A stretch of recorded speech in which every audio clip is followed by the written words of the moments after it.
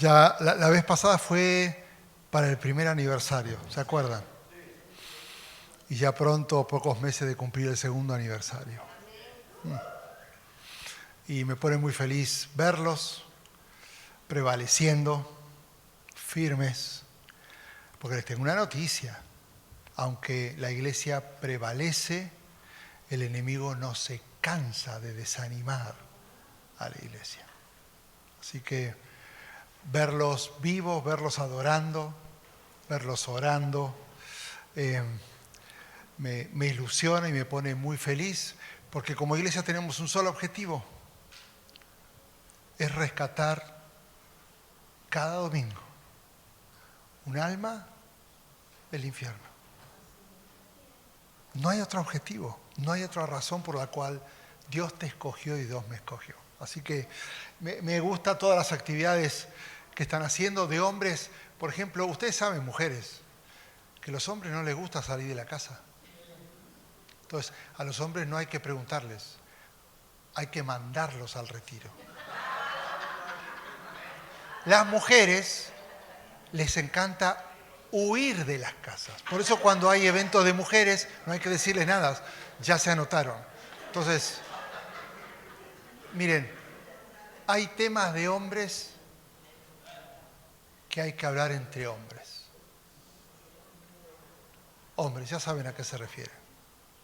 Hay temas de hombres que necesita estar fuera de la familia para poder ser honesto y para que Dios siga moldando. Les recuerdo algo, si necesitamos cristianos en la política, si necesitamos cristianos en los medios, si necesitamos cristianos en las empresas, se necesitan hombres que amen a Dios en las familias. Urge que haya hombres que dependan de Dios y que cumplan ese manto que les dio de liderar la familia. Así que aprovechen este tipo de eventos que es para crecer, no es para entretener, es para crecer. Amén. Es difícil llegar después de varios meses a un lugar y decir, Señor, ¿qué necesita escuchar la iglesia de New Beginnings en español? Porque yo estoy desconectado, no sé la realidad. Al contrario, cuando siempre viene un invitado, todos ponen la mejor cara. Y la atención, y el trato, y qué lindo, y cómo estás en victoria. Y son frases comunes, normales, que no revelan cómo está. En realidad revelan cómo nos gustaría estar. Pero hay veces que lo que vemos no coincide con lo que vivimos. Y eso no se aplica solamente acá, se aplica en las familias. Y por eso me interesó hablar sobre este tema de unidad que está tan hablado, pero a la luz de la palabra, lo que Pablo va a enseñar, una palabra que confronta, porque cada vez que hablemos de Pablo, pónganse los cascos y no se la agarren conmigo, con la palabra. Porque no está la palabra solamente para abrazar, para untar, para sanar, sino para confrontar, porque la idea es que de acá salgan tomando decisiones. Acá no venís a pasarla bien, venís a ser confrontado por el Espíritu Santo para tomar decisiones. Y estás en una bronca si no tomás esas decisiones. Porque tu excusa era no sabía. Ahora que sabés, estás en broncas. Tú estás a tiempo de irte antes de empezar a escuchar. Porque te vas a meter en una broncota. ¿Estamos bien? Total, como no vivo acá, puedo decir lo que quiero. Resulta que cuenta la leyenda. Es interesante, pongan esta primera foto. Esto me pareció muy interesante. Hay una ciudad muy cerca de Londres que se llama Rugby. Y había un alumno, se hizo una estatua, acá está el mapa, para que ustedes vean que no estoy mintiendo, Rugby, William Webb Ellis, que murió en 1872, era alumno de esa universidad. Y él se rebeló con lo que sería el soccer acá, pero el fútbol en Inglaterra, donde todo el mundo lo jugaba. Y él se rebeló porque dijo, ¿por qué y quién definió que hay que jugar con una pelota con los pies? Y él empezó a promover otro tipo de deporte diciendo, ¿por qué no jugamos con las manos? Pero fue un acto más de rebeldía que de convicción. Dicho sea de paso, si ustedes saben cuál es la pelota de rugby, que es ovalada, en realidad es ovalada porque se jugaba con la vejiga de los cerdos. Y la vejiga del cerdo es ovalada y calza bien para agarrar. Entonces, en realidad, la pelota es una réplica de la vejiga de los cerdos. Ahora, si ustedes me preguntan, ¿por qué hablar del rugby? Porque es uno de los deportes más violentos. Es un derivado del fútbol americano, pero sin protección. Y es un equipo que está conformado con 15 jugadores y es increíble porque cada jugador tiene una función específica y la estrategia no es la jugada, sino que el secreto es que cada uno cumpla su rol, pierdan o ganen. Entonces, nos vamos a encontrar diferentes funciones. Por ejemplo, los pilares. Pongan la siguiente foto. Son animales. Ahora, este pilar, que es el que empuja, son los más fuertes, son los más sólidos y son los que en el equipo se dedican solamente a proteger a los más débiles.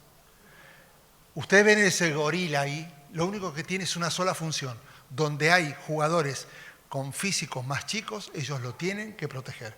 Si tuviéramos que armar un equipo de rugby en la Biblia, podríamos decir que Aarón era el pilar de Moisés. Porque Aarón entendía, Aarón no decía, Moisés hace algo, Moisés ponete las pilas. No, Aarón entendía que su rol era proteger a Moisés. Enseñando ahora el Éxodo, estoy enseñándolo todos los miércoles, verso por verso, me va a llevar 2 años.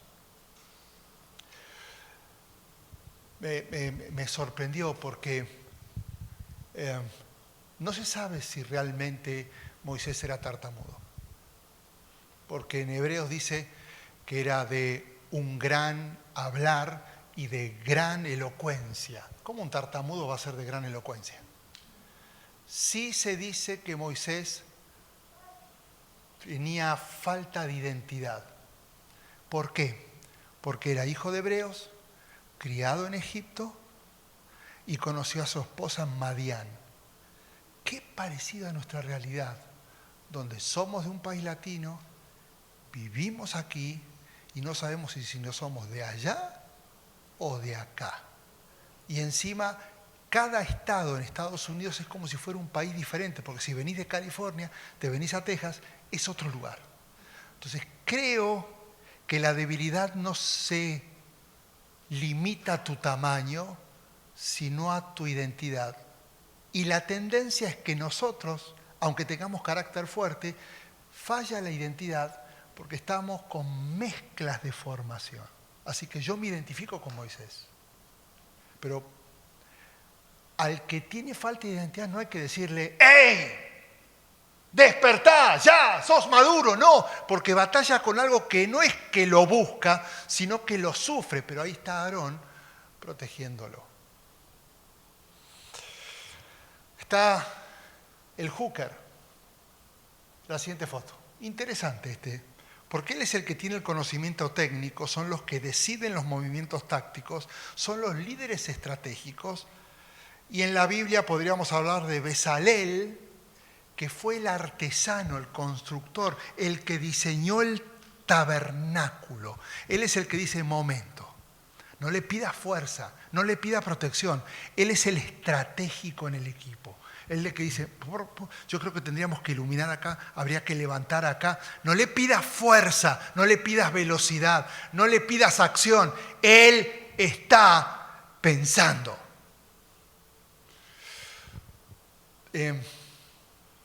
hicimos un test en casa y claro, mi hijo Santiago es un pensador. Yo tengo una tendencia a ser más impulsivo. No más, mucho más impulsivo. Entonces, nos dimos cuenta que yo le exigía a él, accioná, y él me decía, aflojale. Y el problema es que no nos dimos cuenta que yo necesito que él piense porque yo impulso las ideas que él piensa. Y él necesita que yo impulso las ideas porque si él piensa, sus ideas no van a ser impulsadas por alguien. Entonces empezamos a descubrir que nos necesitamos. El equipo de rugby necesita a alguien que establezca una estrategia. No le pidas que haga gol, no les pida que defienda, no les pida... Él necesita armar la táctica. Supongo que ya están adivinando a dónde me estoy yendo, ¿no? Segunda, cuarta y quinta línea son los jugadores más altos, son los fuertes, son los líderes, la siguiente por favor, son los líderes situacionales. Serían líderes como en el equipo de la Biblia como Tito, que le ponían orden a todos los que impulsaban como Pablo. El jugador número 8, siguiente foto, es el más técnico, es el capitán, es el que motiva, el que inspira, el que da ejemplo con sus acciones, es el líder transformacional y podríamos decir que es el Nehemías. No sabía lo que tenía que hacer, pero sí sabía que tenía que movilizar para que todos los que tenían y sabían qué hacer, lo hicieran. Está el medio scrum, el número 9, que es el jugador que distribuye la pelota, es el que lleva el ritmo. Podríamos decir que en el equipo de la Biblia, Josué lideró de una manera táctica y él no hizo todo, él le dio autoridad a sus líderes. Y por último está la apertura, el número 10, que es el líder, es el que define, es el que no solamente sabe, sino que es explosivo, es el que patea los penales. Podríamos decir que es Pablo, que es el que gritón, tipo Carlos. Y el que dice, ¡dele! ¡Vamos! Pero no es más que el que nos grita, sino que Dios lo hizo de una manera. Por eso si tuviéramos que hablar que el rugby es un equipo de especialización, lo más interesante es que si cada uno no se centra en lo que tiene que hacer, el equipo no va a ganar. No se trata de exigir al otro que haga más, sino yo hacer lo que me corresponde. Y la particularidad de este deporte, por eso para mí es como una iglesia, es que es un deporte de intimidación. Por eso vas a encontrar como esta foto, el haka, que es una tradición de la cultura maorí, que consiste en un grito de guerra, donde se expresa el orgullo, la fuerza, la unidad de la tribu. Y lo que más me sorprende es que después de la intimidación viene el partido. Son 40 minutos donde realmente se pasan por encima, se lastiman, intenta ganar. Nunca hay peleas, pero sí hay mucha lucha, mucha fuerza. Y después de los 40 minutos viene lo único que sucede en el rugby, que es el único deporte, que se llama el tercer tiempo. Está el primer tiempo de 40 minutos, el segundo tiempo, y el tercer tiempo es, escuchen esto, después de que se mataron, después de que se intimidaron, después de que intentaron ganar y competir y sin piedad avanzar, después todos, con los árbitros, se van a un lugar y el equipo local tiene que hacer una recepción donde van a pasar horas juntos, como caballeros, respetándose, honrando al rugby y poniendo por sobre los intereses los valores del deporte.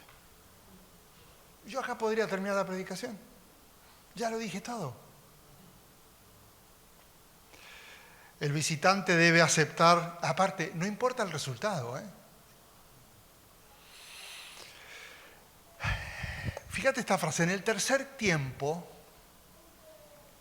se conoce a la persona que está dentro del jugador, con el que se compitió duramente. Esto me lleva a pensar que vos podés conocerme a mí como pastor, pero en algún momento me podrías conocer a la persona que está dentro del pastor. Vos podés conocer a Giorgio, que es el que canta, pero Giorgio es el actor que está acá tocando. Y esforzarte por conocer a la persona que está dentro de Giorgio. Y normalmente los conflictos comienzan dentro de la iglesia porque conocemos y nos limitamos a conocer a la otra persona que tiene que cumplir su función y no la persona que está dentro de la persona que tiene que cumplir la función. No participar del tercer tiempo es no haber entendido el juego. Y fíjate esto, poné la siguiente. El primer y segundo tiempo lo juegan diversos jugadores de rugby y en el tercer tiempo lo juegan los hombres unidos por el rugby. ¿Y por qué me hablas esto? Porque este es el mejor ejemplo de cómo estar unidos siendo diferentes. Y cuando lo mido a la hora de evaluar al cuerpo de Cristo, no lo hemos entendido. Si lo hubiéramos entendido, ya hubiéramos tenido nuestros servicios en el santuario más grande. Porque cuando el cuerpo de Cristo entiende el concepto de unidad, la gente va a hacer fila porque anhela ser parte de un cuerpo que sí siente uno. Entonces, esto va a ser un desafío y una palabra que Pablo le está diciendo a la iglesia de Éfeso. Déjame hablarte de Éfeso. Un lugar interesante. Pablo plantó la iglesia y evidentemente iba bien.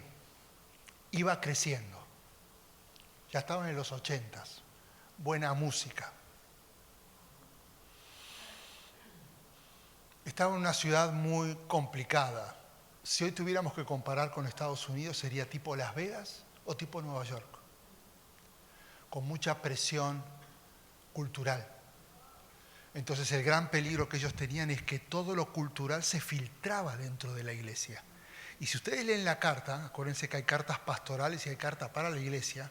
Las cartas pastorales es de tú a tú con el pastor. Las cartas para la iglesia es para una situación específica que está viviendo la iglesia. Y en Éfeso había un problema de falta de entendimiento de unidad. ¿Estaban unidos? Sí, claro, se juntaban. Qué coincidencia, como New Beginning. Y cantaban como New Beginning. Y tenían retiro de hombres como New Beginning. Y tenían el primer VBS en español como New Beginning. Pero que hagamos actividades juntos y que asistamos cada domingo no es garantía de que el cuerpo de Cristo esté unido. No dije uniforme, porque la uniformidad es acá se aceptan personas todas iguales. No, New Beginning es un equipo de rugby. Hay gorilas, hay caballos, hay gente fuerte, pero también hay corderitos. Hay gente pensadora que nunca va a explotar. Hay gente estratégica. Hay gente que va a mirar antes que hablar. Hay otros que van a hablar antes de mirar, porque Dios nos hizo de una manera diferente. La unidad es entender que este cuerpo no funciona todo siendo de una manera, sino cada uno cumpliendo su función. Mirá esto acerca del cuerpo de Cristo. La unidad no se puede crear a través de actividades. Juntemos en un retiro de hombres para que estemos más juntos. Eso es el error más grave. La unidad no se puede construir a partir de sermones. Hoy voy a practicar una serie sobre unidad. Mentira. De acá no surge la unidad. La unidad se preserva porque el cuerpo de Cristo ya está unido. Escúchame bien, esto me emociona y me vuelve loco. Y sé que no van a poder filmar. No me importa. El Espíritu Santo es la goma que ya unió este cuerpo. Entonces, en realidad, no hay que buscar la unidad en New Beginnings. Hay que preservar y cuidar lo que el Espíritu Santo está haciendo. La unidad no se promueve, la unidad ya está. El problema es que en vez de unirnos a través del Espíritu Santo, promovemos que cada uno lo estire y trabajemos como si estuviéramos todos separados. El día que entendamos que New Beginning, y digo New Beginning porque estoy en New Beginning, pero si estuviera en Champion Forest diría Champion Forest, la cabeza es Jesús, nos relajaríamos un poquito más, porque en realidad no se trata de lo que yo creo que hay que hacer, sino de descubrir lo que Dios decidió para esta iglesia y simplemente ejecutarlo. Yo me imagino que mientras este grupo hermoso está acá, debe haber gente afuera hispana, con el temor de saber que si se mueren, tal vez le aterra pensar en la muerte. O no tienen esperanza porque dicen, acá no hay solución. Y de repente se comenta que hay una iglesia donde cantan, donde oran, donde parece que hay cosas, pero parece más un monasterio que un ministerio. Porque el enfoque es más hacia adentro y no hacia afuera. Y la iglesia no son 4 paredes. La iglesia no marca la diferencia mejorando sus servicios. La iglesia marca la diferencia impactando a la comunidad. Esto es un recargado de combustible. Acá vienen los que necesitan y quieren aprender más porque necesitan tener herramientas porque el trabajo comienza mañana cuando estés fuera de este lugar. No es esperar que llegue el sábado para volvernos a juntar.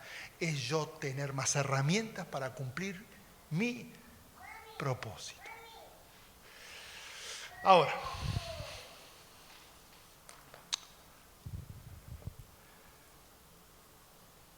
mira esta conclusión. No existe una iglesia que no tenga unidad. Existen las iglesias que no trabajan y se esfuerzan por preservar la unidad en medio de las diferencias. Entonces, en realidad, se pierde el tiempo tratando de limar las diferencias.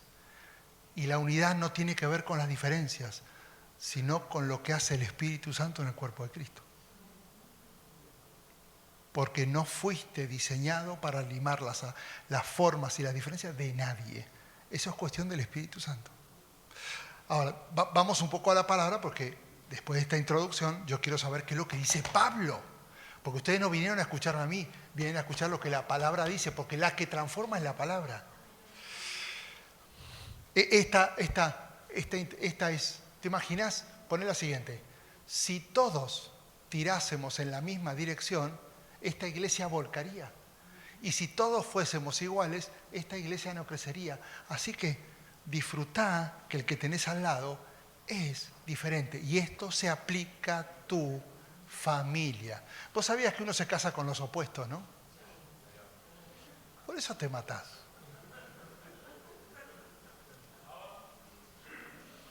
Y uno quiere ir a consejería para que el otro cambie. No se hagan, porque es así. Y no se trata que el otro cambie, sino que trabajemos como una unidad siendo diferentes. Es más, hay que cuidar la diferencia del otro. Porque lo que hace fuerte no es quién es más fuerte, sino que entre los dos hacemos algo más fuerte. Así funciona el cuerpo de Cristo. Ahora, déjame ir un poco a lo que Pablo le dice a la iglesia de Éfeso, que estaba sufriendo lo mismo. Así que si los latinos tuviéramos que venir de una tribu, podríamos venir de la tribu de Éfeso. aunque no existió, porque la iglesia de Éfeso es muy parecida a una iglesia latina. Mira lo que les dice. Primero, les da consejos y les recuerda, todos somos diferentes. Así que vas a tener que empezar a disfrutar las diferencias. Cuando yo dirigía la orquesta sinfónica, que se ponían los violines, las violas, los chelos, los cornos, los vientos, los metales. Y lo más ruidosos e insoportables son todos los metales de atrás, los cornos, siempre molestan. Entonces, sería aburrido para alguien que escucha que toda la orquesta fuera de flautas que son las más dulces, que son las que mejor se portan y son las que más suaves son. Sería un aburrimiento porque la diversidad hace a la riqueza del sonido. Y sería un error para mí exigirle a María José, que es la primer violinista, que ella es tan suave, toca más fuerte, no ve los trombones, porque los trombones fueron hechos de una manera y María José fue hecho de otra manera. Entonces yo lo que tengo que cuidar es cada uno como es, porque no es lo que sos, es lo que hace el conjunto del cuerpo de Cristo unidos por el Espíritu Santo. Entonces, el mismo problema no lo tenía ni Éfeso ni Beginning, lo tienen todas las iglesias de la tierra. La falta de entendimiento de la diversidad. Y mirá los consejos que le da.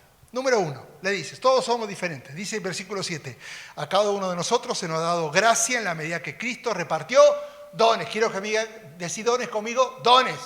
Dones, dones, dones. Ahora los voy a explicar. Cuando ascendió a lo alto se llevó consigo cautivos y dio dones a los hombres.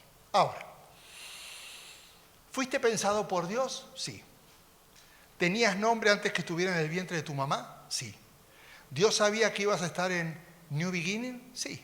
¿Dios sabía que ibas a tener la familia que tenías? Sí. ¿Dios sabía que tenías hijos? Sí. ¿Dios sabía que ibas a tener problemas para tener hijos? También lo sabía. ¿Dios sabía que ibas a tener una enfermedad? También lo sabía. ¿Dios sabía que ibas a tener un problema familiar? Dios lo sabía. Porque Dios fue a tu futuro, vio, tomó el control, vuelve y te dice, no te puedo decir lo que va a pasar, pero todo va a estar bien. No porque todo se va a solucionar, sino porque yo tengo el control del futuro.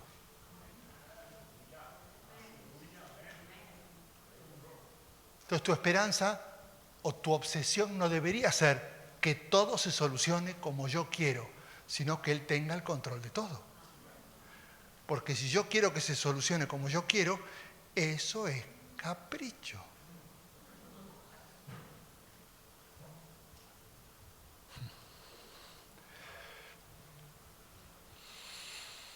Así que si estás viviendo lo que estás viviendo, es porque Dios lo sabía. Además, cuando Dios nos alcanza con su gracia divina y nos salva a través del sacrificio de Jesús, tenés que entender que la diferencia entre dones y talentos es que el talento tiene que ver con tu contexto. Yo soy músico no porque tengo el don de música, porque la música no es un don. La música es un talento y nació porque mi mamá a los 6 años y mi papá me dijeron a estudiar música. Y somos animales de costumbre. Como estudié 20 años, 12 horas por día, fui músico. El talento lo que hizo es que se agilice, pero eso no es un don. Porque el don, a diferencia del talento, es que cuando uno tiene un encuentro con Jesús y el Espíritu Santo llega a tu corazón, vienen habilidades especiales para que las pongas en práctica en el cuerpo de Cristo a beneficio del cuerpo de Cristo.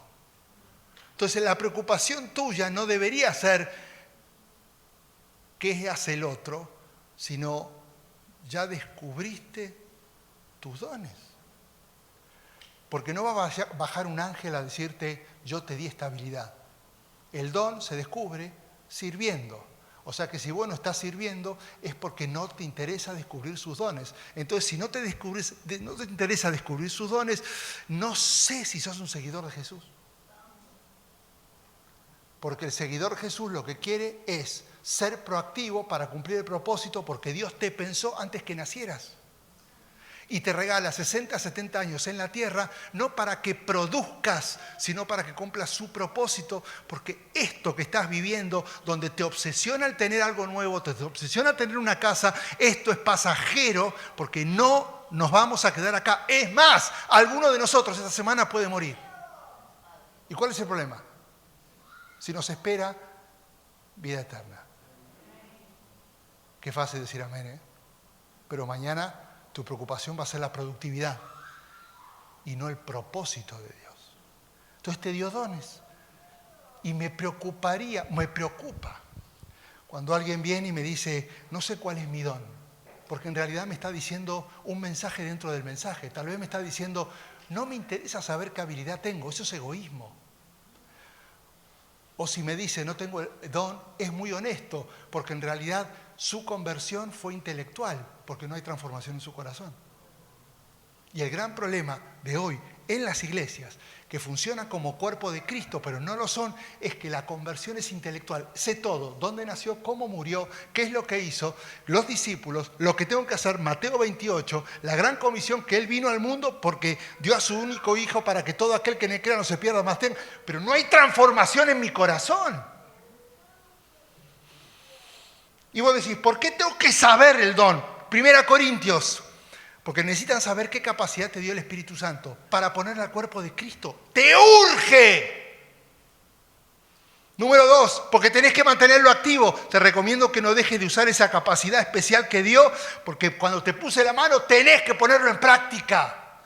No te la agarres conmigo. Si la vida es obedecer lo que dice su palabra, empezá a obedecer lo que dice su palabra. Y no te quedes enganchado en la productividad queriendo cosas que no fueron diseñadas para que sean tu propósito principal. Si tu palabra es, ¿por qué tenemos que descubrir los dones? Porque tenemos que ser administradores de los que hemos recibido. Cada uno ha recibido alguna capacidad especial. Úsenla en el servicio de los demás. Por eso urge. ¿Sabes por qué a veces la iglesia no está unida? Porque a la iglesia no le importa descubrir qué dones a cada uno Dios le dio capacidades y habilidades especiales. La iglesia es un equipo de rugby. Vos acá, vos acá, vos acá arriba. No es la conquista del monte más alto de la iglesia, la plataforma. Eso es lo que dice el mundo. Acá es acá y el que está acá somos lo mismo, con un propósito. Cumplir el propósito de Dios, nada más. Por eso están los que van a gritar, los que van a callar, los que van a pensar, los que van a actuar, los que van a accionar, los que van a movilizar. Es un partido de rugby. El secreto no es hacer todo lo mismo, es que te enfoques en hacer lo que Dios te mandó que hicieras. El asunto es que urge que lo descubras. Si no vas a querer imitar y copiar a otros, y ahí empiezan las broncas.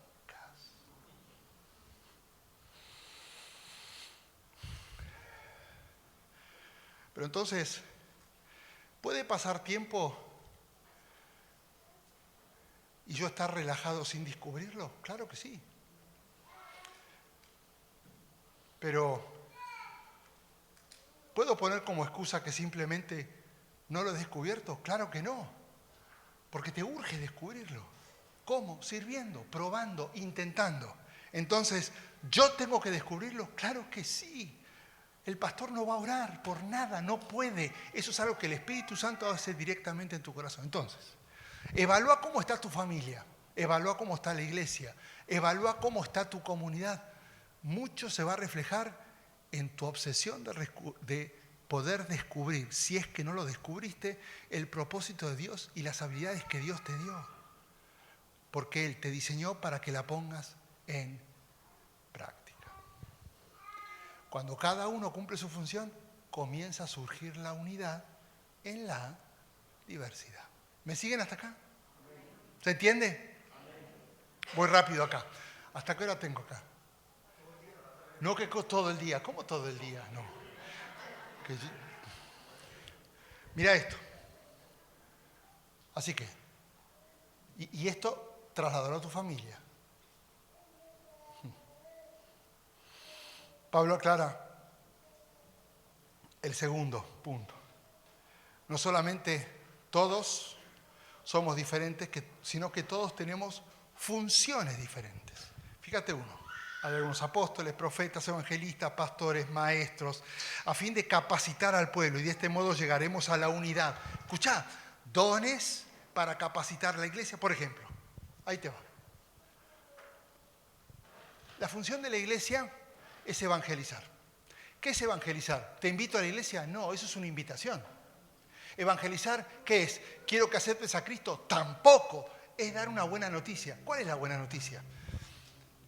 Dios creó el mundo, el pecado entró, rompió todo y ya se rompió la relación con Dios. Entonces tuvo un plan de redención, fue Jesús y a través de Jesús se volvió a conectar y tenemos acceso al Padre.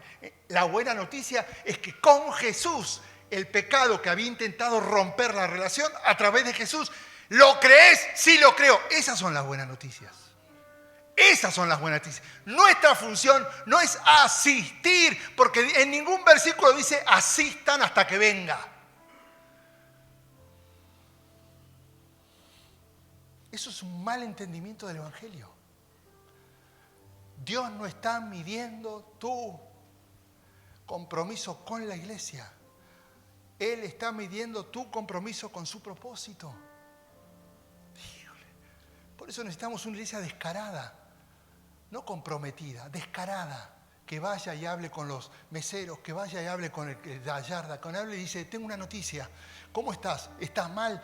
¿Por qué? Porque es el pecado y Dios es esto y el pecado hizo esto y a través de Jesús lo crees, las buenas noticias. Y después de que aceptas las buenas noticias, déjame orar con vos. ¿Qué tal si venís con nosotros? Pero no es a la iglesia, es que conozcan de las buenas noticias.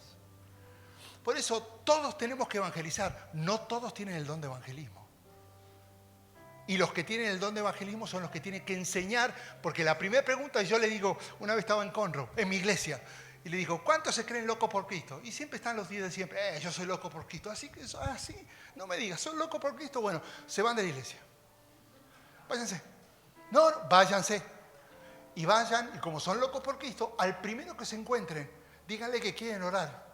A ver cuán locos son por Cristo. Y esta fue la reacción. ¿Y qué vamos a decir? ¿Cómo que vamos a decir? Hace años que venís y te sentás en el mismo lugar. Y no sabés qué decir. No, pero ¿cómo voy a orar? ¿Cómo que voy a orar? Si sos parte de la comunidad, sos miembro vitalicio de toda la vida. No sabés qué decir. Andá y empezá a ordenar tus ideas para decir lo que Dios hizo en tu corazón.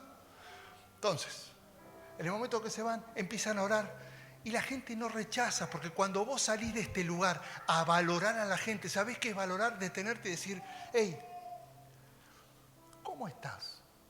Y no lo conoces y estás haciendo fila en un supermercado. ¿Cómo puedo orar?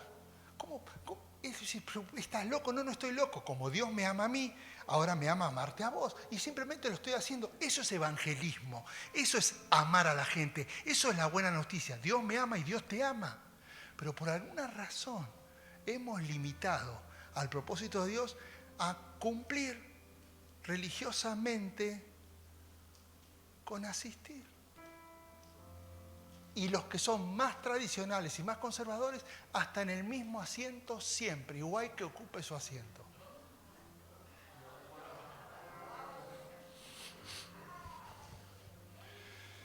Así que todos tenemos funciones diferentes.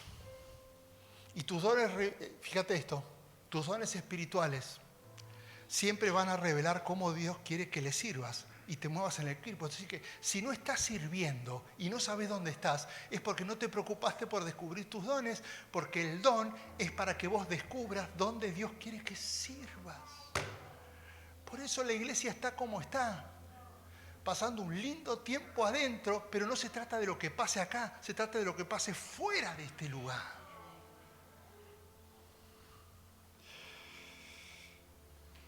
Los dones nos dan una perspectiva diferente de la misma situación. Es interesante. Frente a un conflicto, el que tiene el don de misericordia va a decir, no te sientas mal, esto le puede pasar a cualquiera. El que tiene el don de predicación va a decir, esto es lo que nos pasa cuando no tenemos cuidado. Déjame enseñarte.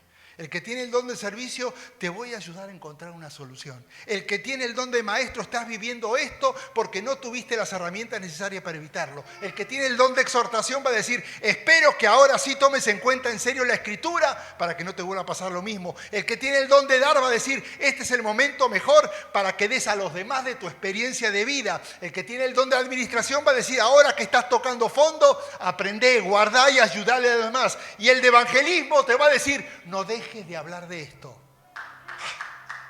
Y es el mismo conflicto.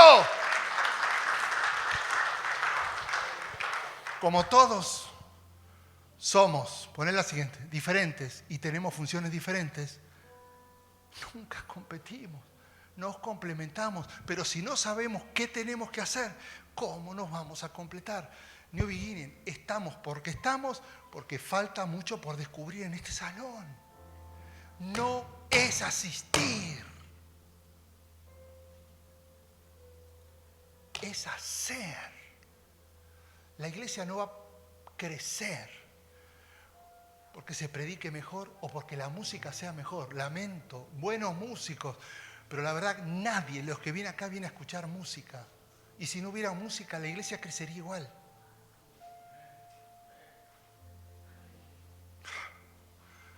No empecemos a buscar alternativas que no son bíblicas para tratar de justificar el crecimiento o no. Es que Dios esté en este lugar y cada uno cumpliendo su función. Y termino con esto. El último consejo que da es, todos somos parte de un mismo equipo. Y termina Efesios. Ya no somos niños zarandeados por las olas y llevados de aquí para allá. ¿No te identificás? Por lo menos en Champion Forest, ¿sabes la cantidad de niños que hay en la congregación? Niños con barba, niños con hijos, niños pelados, que son zarandeados por falta de convicciones, con falta de valores, con falta de entendimiento. Dios me trajo a New Beginning no para cumplir con nadie. Dios me trajo para cumplir un propósito. Y si vos te acordás en el Apocalipsis, una vez que haya la resurrección masiva, donde vamos a ir, y no me estoy refiriendo si premilenarista, lo que sea, lo que creas está todo bien, no define tu salvación, y vayas al juicio, y venga el Señor y diga, ok, necesito hablar contigo. Necesito hablar con vos, vení acá. No te va a preguntar cuánto asististe, cuánto ofrendaste, cuánto tocaste, qué hiciste. Te va a decir, te pedí una sola cosa. Mateo 28, eso es lo único que te pedí. ¿Qué hiciste? Andá preparando tu respuesta. Pero pastor, pero Señor, lo que pasa es que yo tuve que trabajar mucho para poder sostener a mi familia. Yo no te pedí que trabajes mucho, porque yo te prometí que si yo era tu Señor, nada te iba a faltar. Yo te dije, tenés que hacer esto, porque nuestra vida no concluye aquí. ¿Vos sabías que Dios te eligió entre millones de espermatozoides? Que podría haber sido cualquier otro menos vos. Y Dios dijo, fuera, te quiero, te necesito. Pero no para sobrevivir en la tierra. Te escogió porque hay un propósito. Y es mucho más que cuidar hijos. Es mucho más que ser una buena mamá. Es mucho más que trabajar y proveer. Porque eso ya te nos lo prometió. Es cumplir el propósito de Dios. Porque sigue habiendo gente que se está yendo al infierno. Y esa gente está necesitando que alguien que tiene la seguridad de salvación se los diga. ¿Cómo pensás que va a crecer esta iglesia? ¿Sabes por qué hay sillas vacías? Porque no estamos haciendo lo que tenemos que hacer.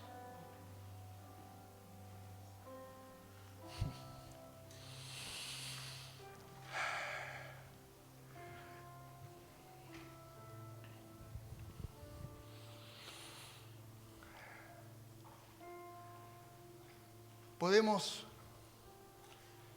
perder el tiempo intentando ponernos de acuerdo. O podemos decidir ponernos de acuerdo para cumplir la misión de la iglesia. Y este es mi desafío y con esto terminé.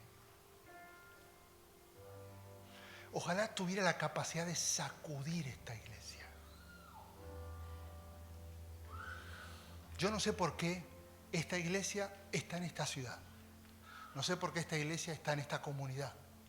No sé qué pasaría de esta comunidad si la iglesia se fuera. ¿Se darían cuenta que se fue? Porque lo peor que podría pasar es que alguien dijera que esté en la iglesia o que no esté en la iglesia, es lo mismo.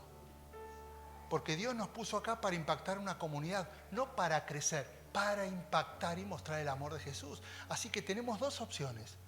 Sigamos perdiendo el tiempo en ponernos de acuerdo o decidamos ponernos de acuerdo para cumplir la misión de la iglesia en medio de la diversidad. Porque Dios los hizo diferentes, porque no hay forma que un cuerpo funcione siendo todos iguales. Así que disfrutá las diferencias del otro y enfócate en cumplir la misión de Dios. Yo no creo que Dios espera otra cosa de una iglesia. Ojalá tengamos una buena respuesta cuando estemos frente a Él. Y si vos, papá, tenés hijos, no exijas algo que no haces. Sos el primero que va a tener que modelar que tu prioridad no es la productividad, sino el cumplimiento de su propósito. Cerrá tus ojos.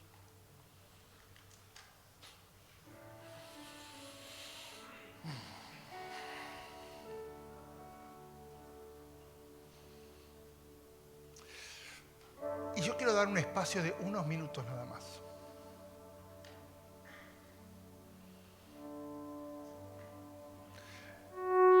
En realidad me sorprendería que acá no hubiera problemas, porque lo normal es que haya problemas. Lo que no es normal es que no se arreglen ni se solucionen los problemas de la misma manera que Jesús le enseñó a los discípulos solucionar los problemas, con una simple palabra mágica: perdón. ¿Y cuántas veces? Todo el tiempo. Y Él dijo 70 veces 7, no porque son 490, sino porque siempre, porque la obsesión no es tener la razón, es funcionar como un cuerpo que cumpla la misión. Las discusiones no están ahí para ganarlas, están para solucionarlas. Y un cuerpo de Cristo debe tener claro este concepto. Entonces, es imposible trabajar en unidad si primero no hay arrepentimiento, no hay perdón. Entonces, antes de que salgamos de acá,